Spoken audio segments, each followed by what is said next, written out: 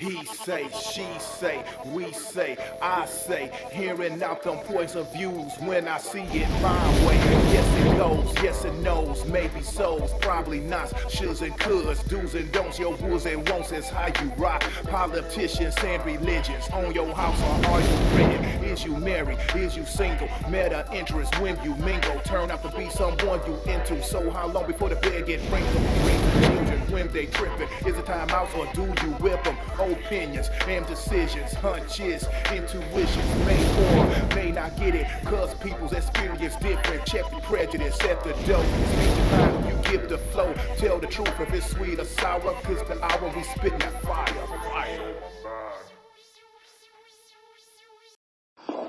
Would you raise your hand, please? Do you solemnly swear the testimony you're about to give in the matter now pending should be the truth, the whole truth, and nothing but the truth? Yes, ma'am.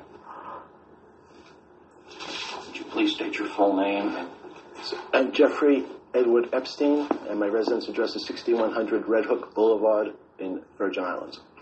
Do you maintain any other residences presently? I have vacation homes in New Mexico, Palm Beach, New York, and Paris. Have you ever been convicted of a crime? Yes. What was the crime of which you were convicted?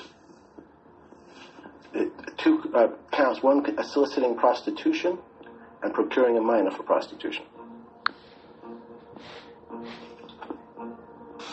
Did you in fact commit those acts? I'm going to invoke my Fifth Amendment right. How many times have you solicited a minor for prostitution? Same answer. How many times have you solicited a minor for prostitution in the state of Florida? Same answer. Have you ever solicited a minor for prostitution in the Virgin Islands? Same answer. That is, you are invoking your Fifth Amendment. Yes, right? Yes, Mr. Sproul. Have you ever solicited for prostitution in New York? Same answer. Have you ever solicited for prostitution in New Mexico? Same answer. Have you ever solicited for prostitution in Paris? Same answer. Have you ever solicited a minor for prostitution anywhere at any time? Again, I'm going to assert my right. Did you ever? We're going to go off the record. So you are terminating the deposition of the...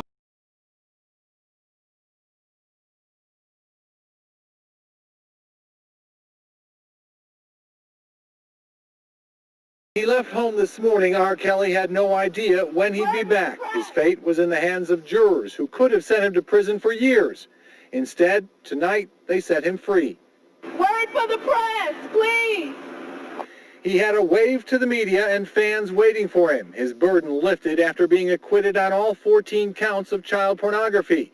It was a resounding victory for the superstar singer after a 6-year legal odyssey. The jury foreman tonight tells ABC 7's Ravi Baichwal the key to the case, the identity of the alleged underage girl on the videotape. Was it R. Kelly on the tape? Really was secondary to whether or not we could, beyond a reasonable doubt, assume and confirm that it was the victim that the state said it was. Jurors say despite the international interest in the case, Kelly's celebrity status had no effect on their decision. At the end of the day, this is a simple case of there was enough reasonable doubt in the minds of the jurors to produce a not guilty verdict. Neither Kelly nor the alleged victim testified. Defense attorneys say they were confident about their case.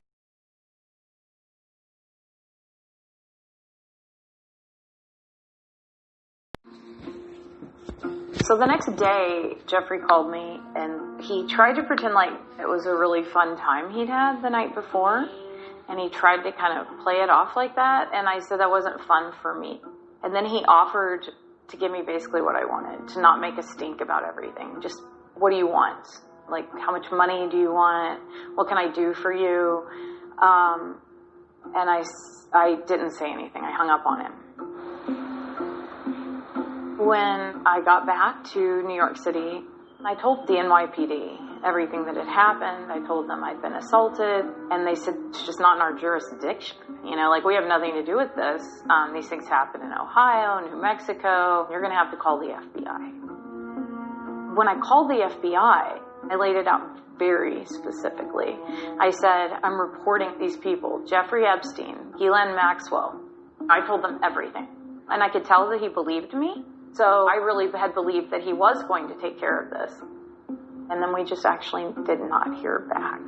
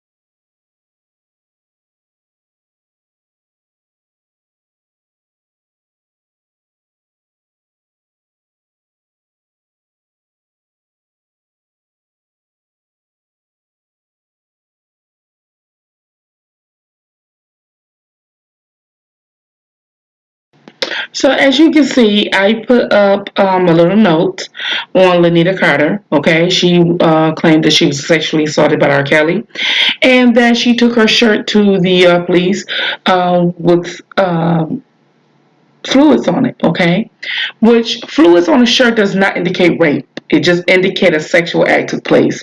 Okay, and this is what people have to understand. It does not. I'm so sick and tired of people in forensics when they say, okay, well, we found semen samples.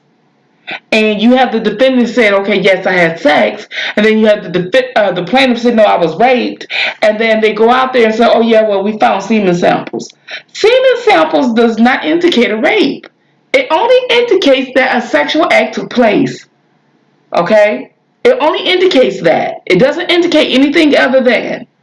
And so Lanita Carter settled out of court a couple times, totaling for more than $700,000 allegedly, estimately. And there was another accuser, okay, who also settled out of court for $50,000 a month.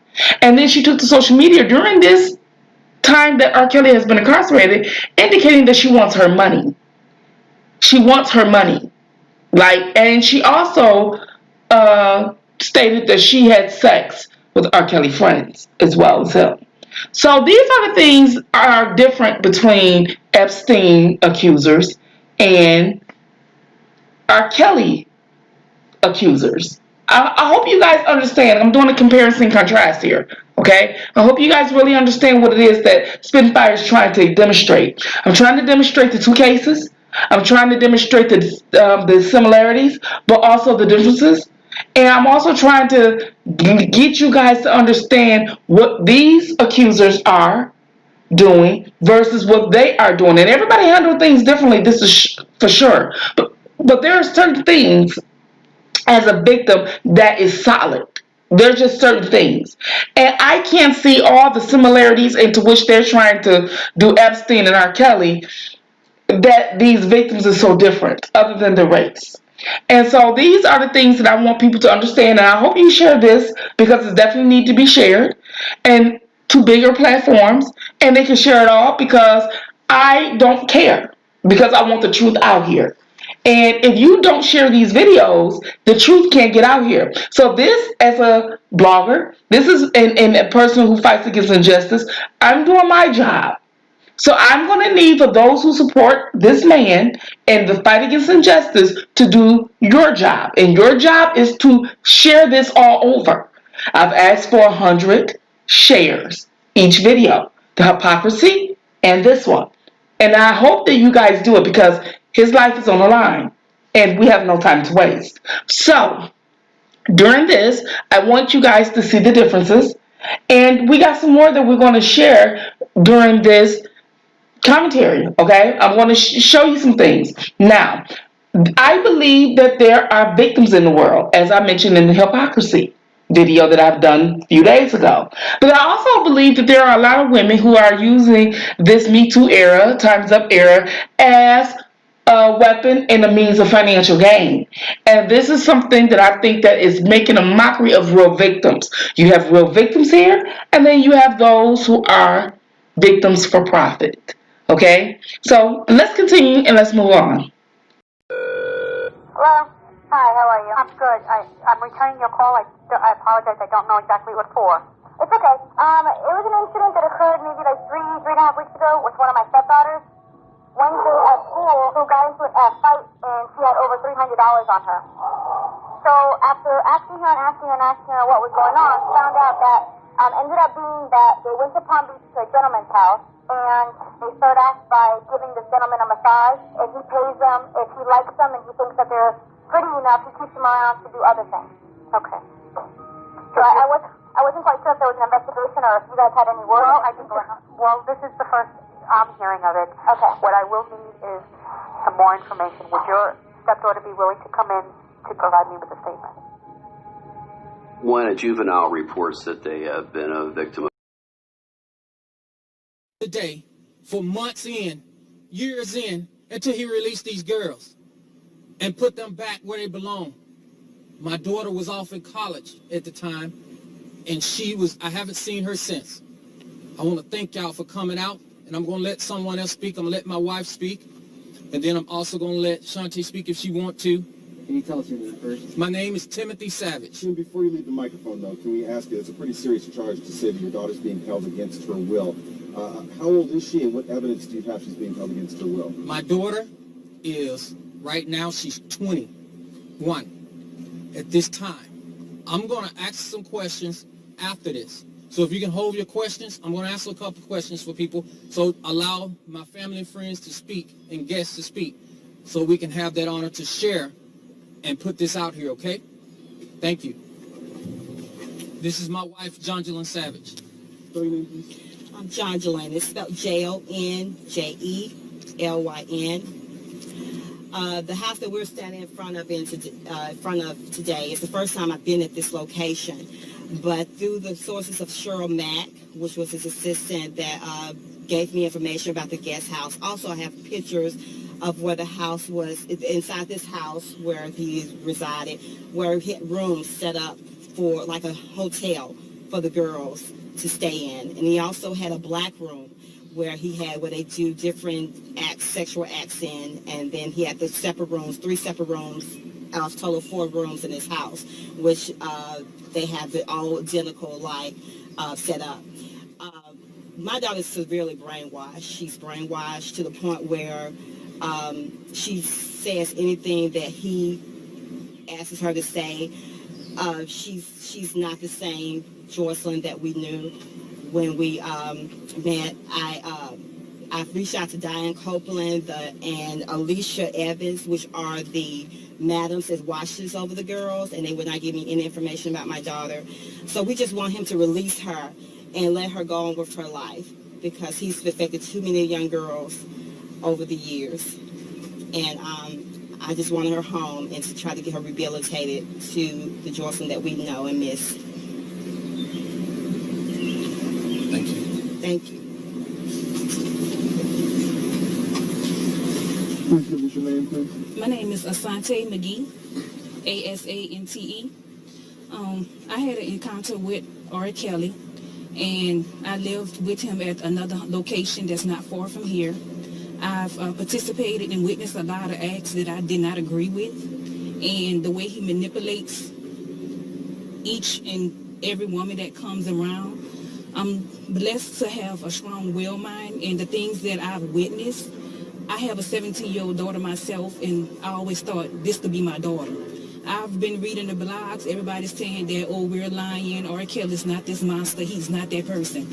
I've always been a fan of R. Kelly from day one. I was always defending him until I got behind closed doors. I've reached out to the Savages as well as Isabel Clary parents because I saw both of their daughters and I did not like what I was seeing. Again, I felt like if this was my daughter doing this, I would want somebody to come out to me and help me.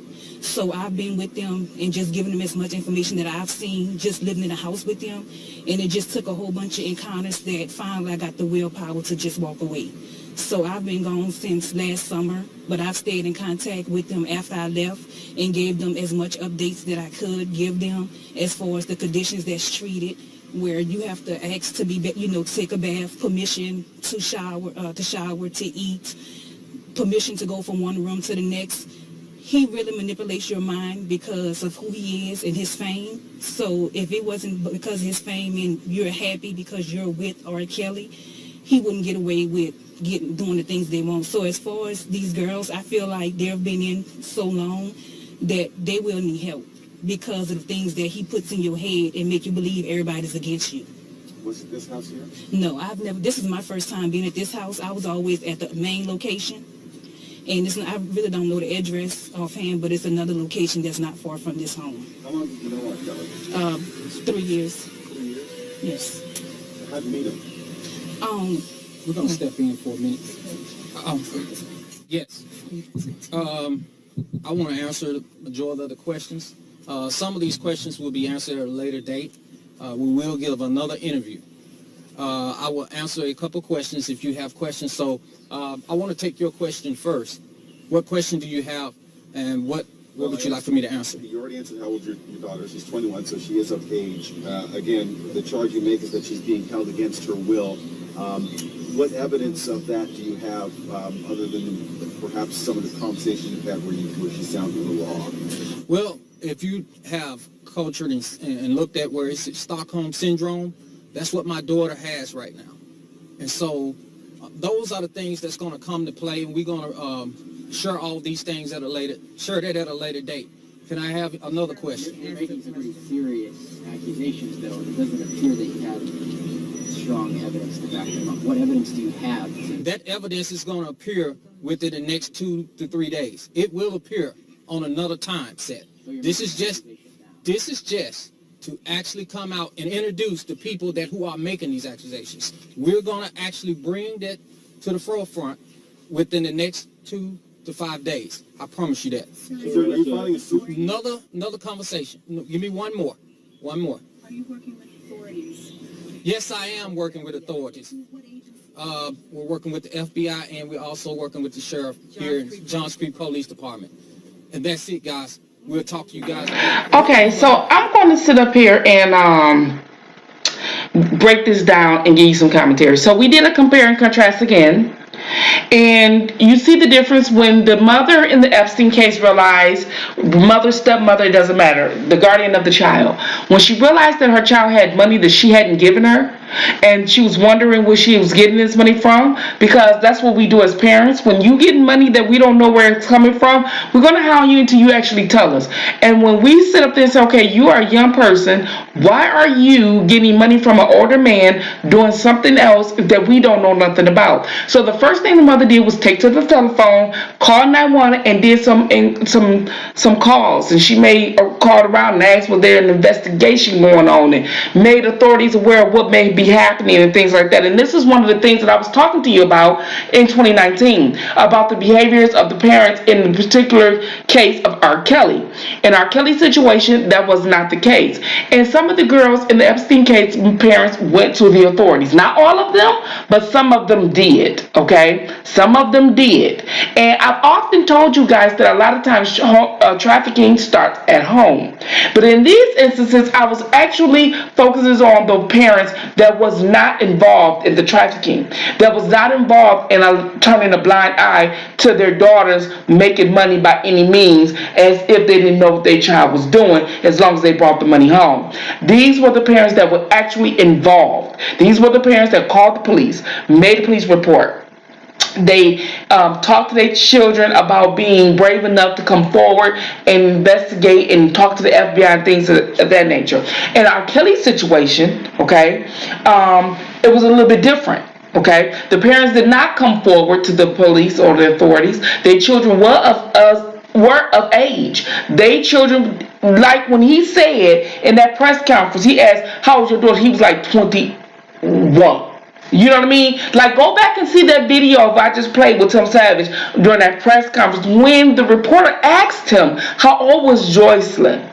Okay, she was 21. She was of legal age. Not only legal age lawfully, but 3 years past, she's legal age to engage in alcohol or anything else that she chooses because she's an illegal adult. Okay, and this is the things that we have a problem with. We say, oh, she was in college, she was this, he brainwashed her. No, she went with a man that you don't approve of. Okay, and you went around telling everybody that he's holding these girls hostage against their will. He's not doing what he's supposed to do. You got all these other parents together, all these situations and all this happening. But your daughter was the one of age, and you're the one. Your daughter is not of any of these cases, and to this date, she's still sticking by him.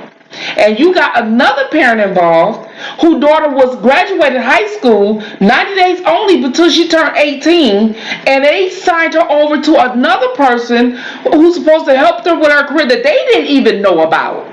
That they didn't even know who they was and everything. So these are parents who took their child to R. Kelly, signed them over to people they didn't know. Then they go off and live with this man. They talk to their daughters. Then they lie on TV and tell everybody they didn't. And the daughters are saying something contrary too. Like in the Azriel Clary situation. In President, she said, you knew where I was. But the father said on CBS The Morning Show, he never talked to her in years. These are the things that are inconsistent. These are the things that the FBI need to understand. They are so concerned about arresting R. Kelly in this situation that they're not concerned with the truth. And they just want to arrest him because they lost that case in 2008 and they never gotten over it, so they want to make sure they make an example of him in 2021. And this is what we as the people to say, that's our tax dollars. We are not happy with this. And so these are one of the things that I need to bring to the forefront. Okay, and then if you remember Ashanti McGee on this interview, she said, oh, I was there, I lived in the house with them, I didn't like what was going on, I had a daughter. So when she did this press conference, she didn't say she was engaged with R. Kelly. She said she lived in the house, because a lot of times he could have been a housekeeper or anything else. There was a lot of people in and out of the house. However, she did not say anything about being a victim. She said, I have a daughter, and if it was my daughter, I would want someone to know I have a 17-year-old daughter. So in other words, you're a full-grown woman. You are responsible, and this is supposed to have been in 2017. So if your daughter is 17 in 2017, okay, 2017, you a grown woman, a full-grown woman. And if you are a full-grown woman, you are responsible for your actions and who you are engaged with. And if you were involved in R. Kelly, you break it off. What makes you think that you got a claim in this? But you did not say you were involved with him during this press conference. You said you lived in the house, and if it was your 17-year-old daughter, you would want someone, your 17-year-old daughter, and if I was a parent, I want somebody to know. But the fact is, their daughter is grown.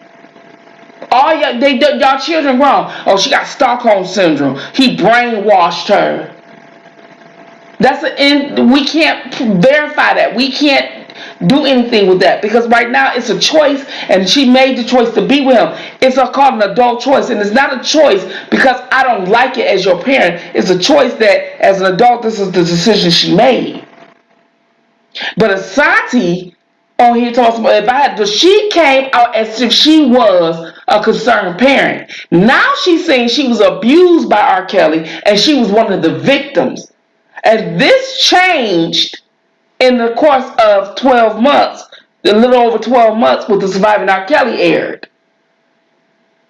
Okay? And we're going to talk a little bit more about Asante a little later. However, we see the difference between Epstein's accusers and R. Kelly. Epstein accusers all went to the police. R. Kelly's went to the media. Epstein accusers initially, they're not taking money. They didn't get money up front. That wasn't their plan. He offered them money. She hung up the phone and went right to the authorities. They went straight to a lawyer to sue. And normally, just because you settle in a lawsuit doesn't mean guilt. It means that it's just a business practices. It's cheaper to settle and give them a few $100,000 than to pay your lawyers millions of dollars. So we need to understand some things on how business works, because people think that when you settle, that means guilt. No, that means that economically, that just means it's cheaper because I can stop the bill and the investigation cycle of these lawyers and their firm. I can pay this person, and I still save me hundreds of thousands of dollars as of taking it to trial. You get what I'm going? And R. Kelly accuses not just one, but more than one took money. One saved the stained shirt and took it to the police and said, look, he raped me. I got the shirt. It's on my shirt. You did all your own forensics. You didn't go to the hospital. You didn't make a police report from the hospital.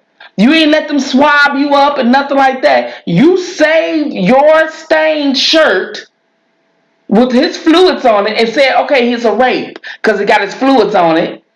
Fluids on the shirt doesn't mean that it was a rape. It means a sexual act took place. But you saved it. Because most of the time in a rape case, the EMS or the emergency room do a rape kit. And they take the swabs. But you saved it and took it to the police. You took your own stuff to the police. You did not go and get checked out by the doctor. You did not go get none of these things by the doctor. You don't know what he had or anything. He forced you. You didn't know what, because they normally give you a pill. Within a certain amount of time, it can try to stop HIV or any STD. You didn't get that. You went just straight to the police station and made a report. I'm just saying. I made a report, Lanita Carter. So you see the difference. And then one of the R. Kelly accusers said, I want my money every month. I want my money every month.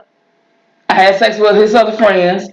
And not only that, I was at his last court date and I got into the courthouse with a fake ID. Now the same court that's trying them again. So if the courthouse, as I said in 2019, if the courthouse couldn't catch her ID, how can we hold R. Kelly accountable? Speak to me. Suge Avery boy, speak to me. Talk to me, y'all. Tell all these big bloggers to answer that question, since all of them is thinking R. Kelly's so guilty. If the courthouse couldn't catch her with her fake ID, how can we hold him responsible? The very same courthouse that allowed her to see his last trial. So she knows what to do. Huh? You know what I mean? None of Epstein's accusers in this day and age was at his proceedings on the last day and age. These were the same ones. And they went to the police authorities. No prosecutor went soliciting victims for Epstein. But when it was R. Kelly, after the doctor, they went to go solicit victims. They went to go solicit victims, to go find them. They went to radio stations and all this and that. Where do they do that at, people? Where do they do that? If you are a victim of a crime, you go to the authorities. Where does the authorities go find you? Where? They actually go in to solicit you after a docu-series came out. Huh?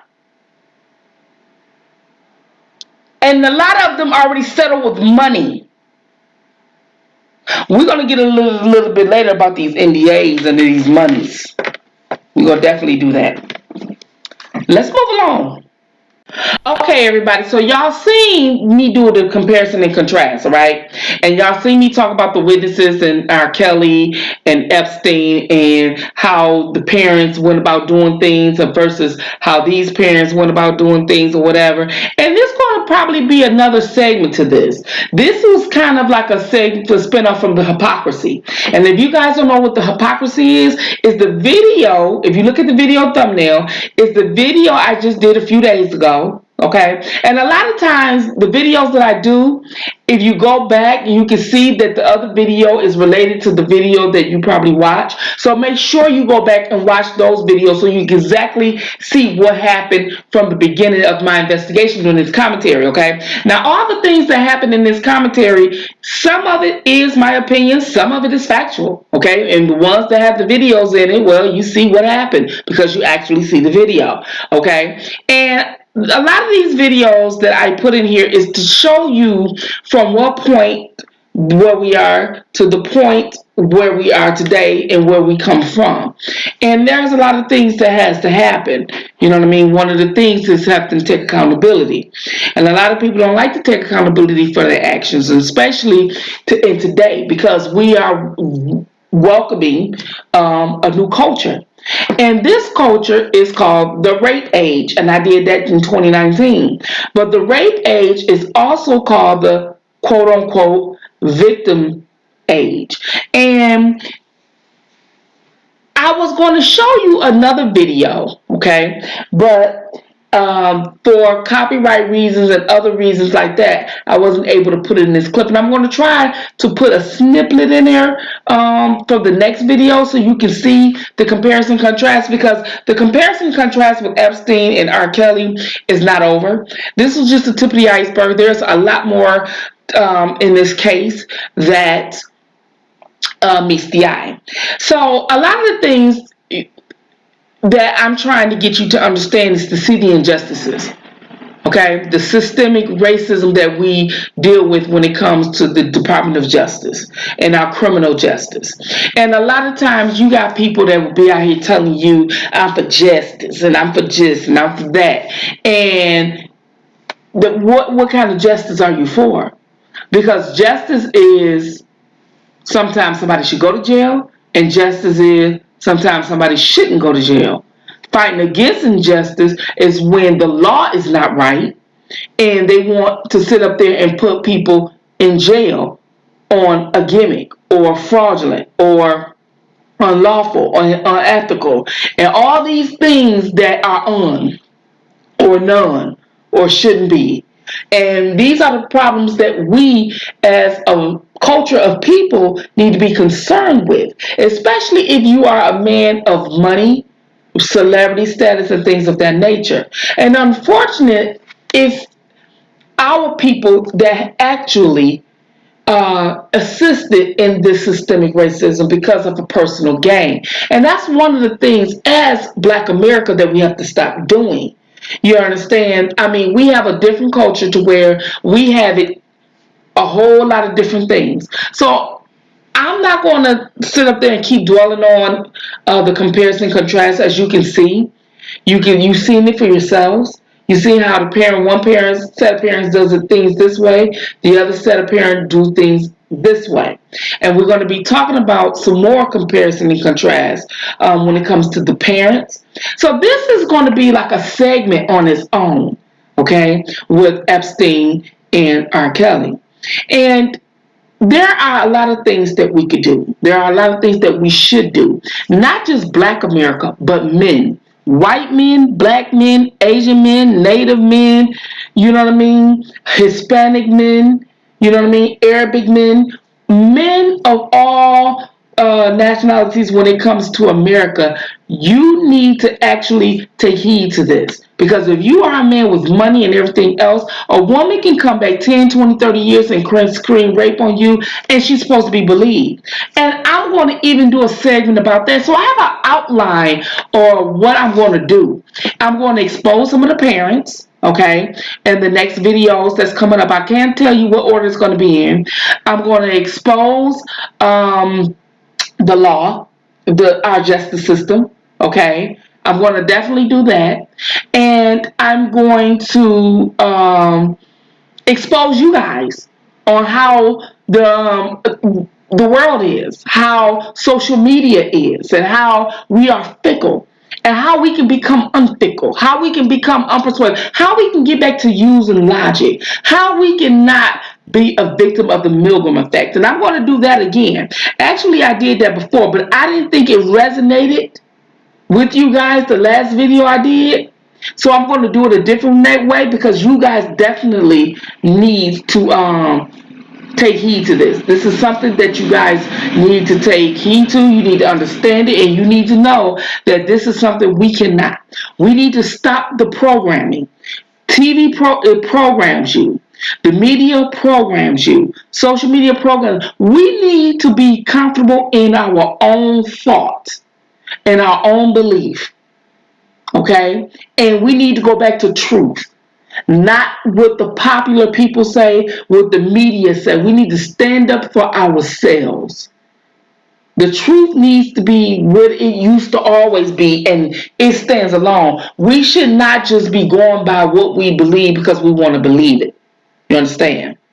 So that being said, thank you guys. Okay, if you would like to donate to the channel again, make sure you Cash App Spittinfire. Okay, you can definitely do that. And actually, I will post pictures of some of the items once I accumulate so many of the proceeds to help build the set of my channel. Okay, because I got some new things in the work for 2021.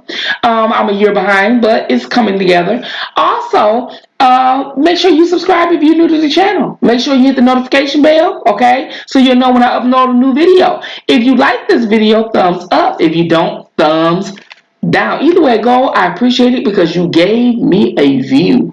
And that is what counts, okay? So until next time, we're going to be breaking all down this stuff. And we're going to also talk about some other things as well, all right? So take care. See you later.